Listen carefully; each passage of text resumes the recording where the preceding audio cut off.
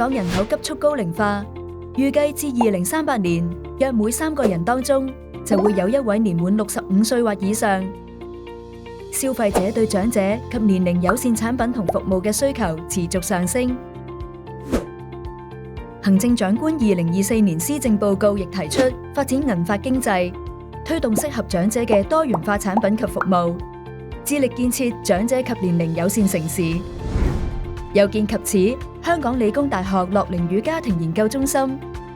獲香港賽馬會慈善信託基金捐助，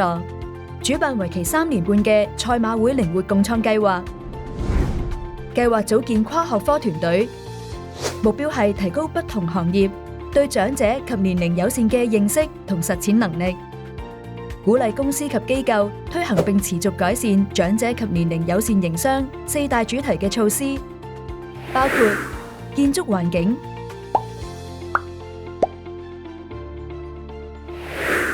員工與人事、營銷與信息、產品與服務。計劃亦致力加強公眾認識，促進跨界合作，藉此提升長者生活質素，推動香港成為靈活城市。為達到呢個願景，計劃採用4大策略，分別係策略1：研究。項目團隊基於樂齡與社會追蹤研究嘅數據庫，電話訪問咗3000位50歲及以上嘅香港居民，發現約60%受訪者認為相互推行4項主題措施係重要或非常重要，但目前僅有25%滿意現有措施。調查實驗顯示，實施4項相關措施，可將50歲及以上人士嘅消費意欲提升146%。同時，團隊亦結合深度訪談，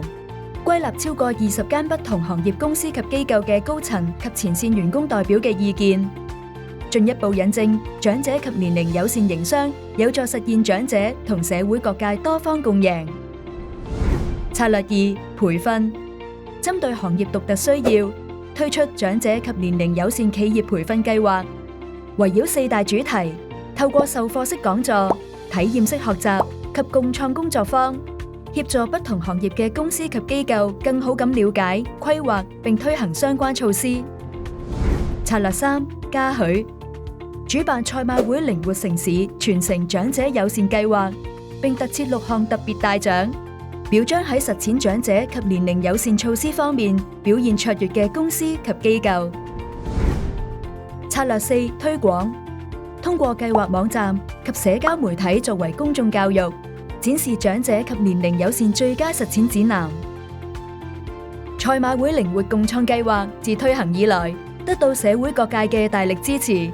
深信能夠喺各持份者嘅攜手合作下，釋放銀髮潛力，打造靈活香港。